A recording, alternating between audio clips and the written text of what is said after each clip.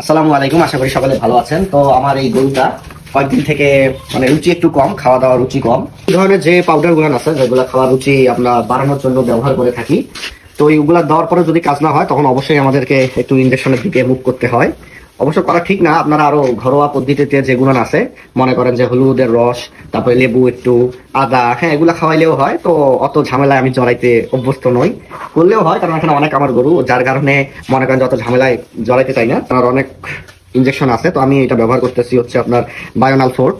রুচি দুর্বলতা, লিভারের সমস্যা সবকিছু দেখেন এখানে এই প্যাকেটের মধ্যেই সবকিছুই লেখা থাকে করবেন। তো এখন আমরা ইনজেকশন করব, তো আমরা 3 ml করে নিব।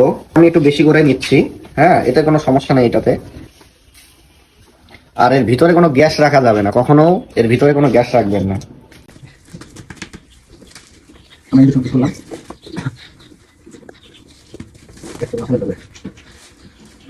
তো শেষ করলাম আমরা, ভালো থাকবেন, আসসালামু আলাইকুম।